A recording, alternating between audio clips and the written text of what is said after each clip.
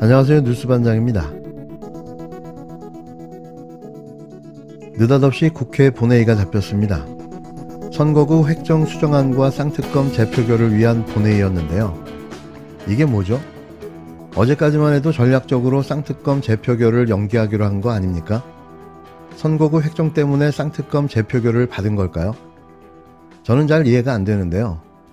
대충 저해감으로는 부결나면 그걸로 총선에 유리하게 되고 또 가결이 되더라도 국힘당이 내분에 휩싸이게 돼 아쉬울 게 없다는 논리로 해석됩니다. 또 부결되면 나중에 법안을 다시 올리겠다는 의지로도 읽히는데요. 어찌됐건 꽃놀이패라는 이야기입니다. 이게 전략적 수가 될까요? 논리적으로 가능하지만 거꾸로 이야기하면 일을 제대로 못한다는 비판에 직면할 수도 있는데요. 설명이 너무 부족한 탓입니다. 이번 결정이 어떤 결과로 이어질까요? 우선 100% 부결은 기정사실일 텐데요. 그렇다면 국민과 여론이 윤석열 대통령 부인 김건희 씨를 지키기 위해 국힘당이 방탄을 했다는 비판을 하게 될까요? 기울어진 여론 환경에서 얼만큼 큰 역풍으로 이어지게 될까요? 사실 전 반신반의합니다. 나머지는 다 찍어나겠다는 얘기죠.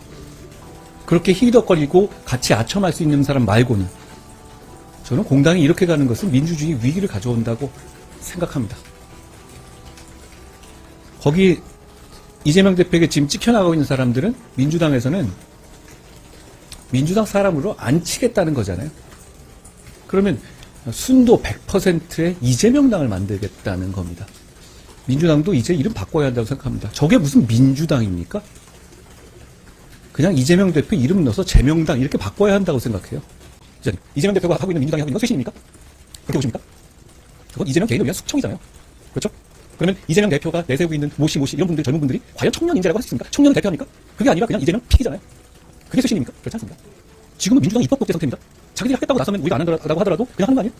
그러니까 그 문제에 대해서 원내 문제니까 제가 원내한테는 여쭤보시면 될 것 같고요. 그런데 이게 뭡니까 도대체? 바뀌는 거에 대한 논리적인 설명이 없잖아요. 왜 바뀐답니까? 지금의 민주당 계열의 정당은 그냥 이석기를 부활하고 조국을 부활하는 것 자체, 그리고 나눠먹기 하는 목표잖아요. 아니 모든 게 자기 건가요? 이런 식으로 아까 홍익표 대표 말한 것도 연관되는데요. 모든 게 자기들끼리 그냥 명분없이 나눠 먹으면 되는 거예요. 이런 정치를 하고 있는 거잖아요. 지난번 민주당의 비례제도를 보면 김의겸, 최하우 이런 사람들이 와서 이 나라를 혼탁하게 하는 통로를 쓰였어요. 저희는 그 정도는 안 된다고 생각합니다. 제가 말하는 운동권 총선의 문제는 광범위한 문제, 8.6%뿐만 아니라 거기다 대체해서 문제는 이석기의 중국 운동권 아니에요? 더 심각해진 것 아닙니까? 경기 동부연합을 밀어넣겠다는 건 아닙니까? 나쁜 놈 빠지니까 더 나쁜 놈 밀어넣겠다는 거잖아요.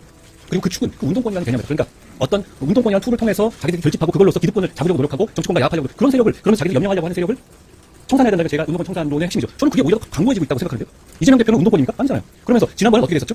그 8.6 운동권이라는 사람에게 자신을 숙주로 내줘서 거기 자기 주변에서 자기를 경호하게 했죠. 근데 그 경호원이 점점 커지니까 이 경호원들을 숙청해내고 통진당 계열, 이석기 계열의 새로운 운동권들을 자기의 새로운 경호로서 자기 몸을 숙주로 내주겠다는 것 아닌가요? 이거 막아야 되지 않겠습니까? 이재명 대표처럼 사심이 개입되지 않고 대표 개인이 어떤 권한 확장을 도구 쓰지 않고 이런 몇 가지 정말 해야 되지 않을 것들을 제한 상황에서 공정한 공천을 시스템 공천을 하는 게 대단히 중요하다고 생각합니다. 저는 민주당도 결코 쇄신, 아까 말씀드렸지만 저게 수청이지 무슨 쇄신입니까? 쇄신하겠다는 의지가 아니라 수청하겠다는 의지잖아요. 그런 차원에서 시민들이 동원돼서는 안 된다고 생각하고요. 오늘도 오지는 한동훈의 아무 말 대잔치. 이 엉망진창 개떡 같은 지 하고 싶은 말만 하는 아무 의미도 없는 말을 언제까지 들어야 하는 걸까요? 이게 말입니까? 소문입니까? 이 기괴한 인간의 말도 안 되는 헛소리를 대체 왜 방송을 통해 들어야 하는 걸까요? 이게 진짜 말입니까? 막걸리입니까?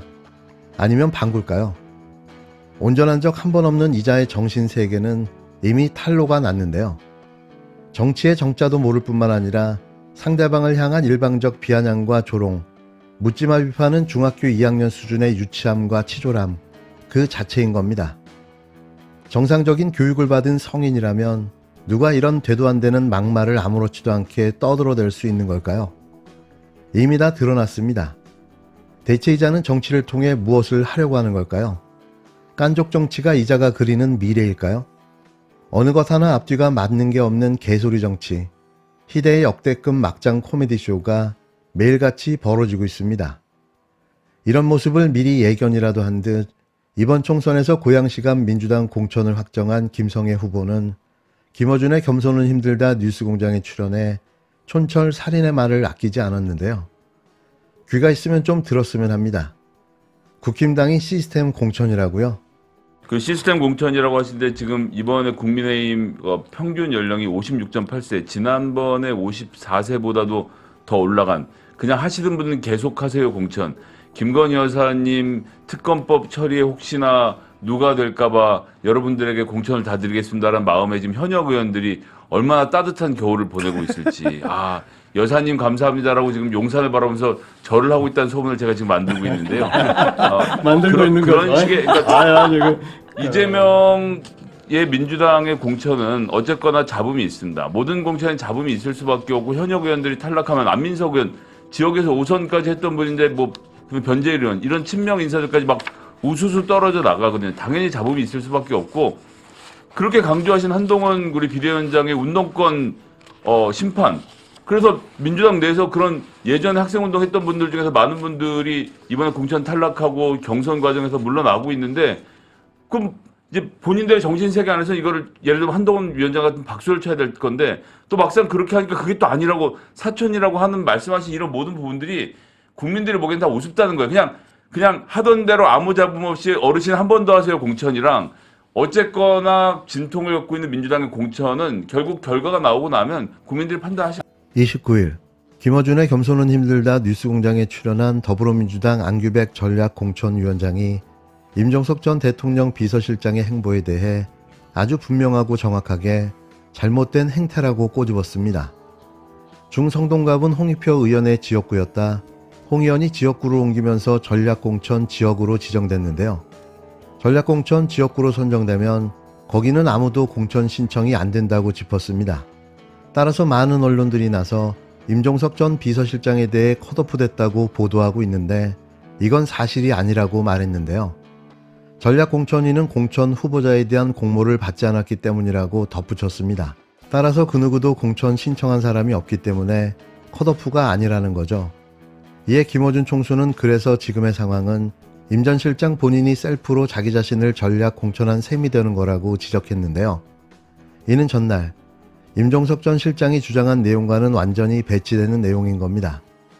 결국 자신이 총선 출마를 합리화하기 위해 진실을 왜곡하고 허위 사실을 주장한 건데요.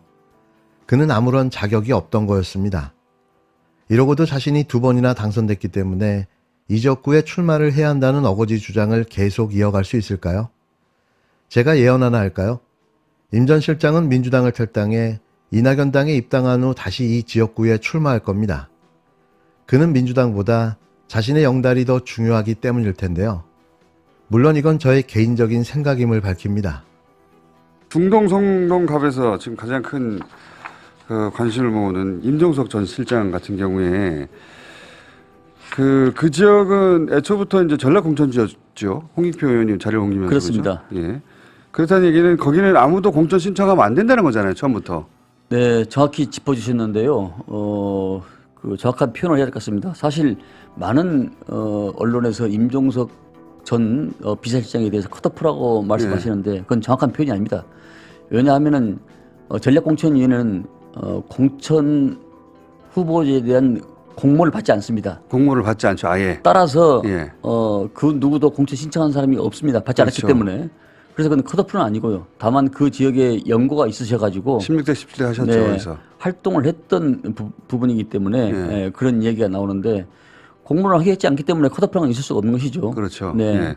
아무도 신청을 받지 않기 때문에 그래서 이제 지금은 모양새가 어떻게 되냐면은 아무도 신청을 받지 않고 전략공천위원회가 정해야 되는데 임종석 전 실장이 본인을 전략 공천한 셈이 된 거 아닙니까? 만약에 이대로 그냥 거기다 공천해 준다면 그런 면이 있죠. 근데 그 지역에 대해서는 이제 물론 이런저런 연구가 있겠습니다만은 누구도 공모를 할 수 있고 누구도 후보가 될 수 있는 자격이 있는 겁니다. 근데 다만 조금 전에 말씀드렸다시피 전략 지역이기 때문에 당에서는 그 지역에 후보를 공모하지 않았기 때문에 컷오프라고 표현한 것은 적절한 표현이 아니다 이렇게 말씀드립니다. 저는 중구 성동구 갑이 전략 선거구로 공식 지정되기 전에 예비후보 등록을 했고요. 그 전에 지난해에 당의 많은 분들의 의견을 들었습니다.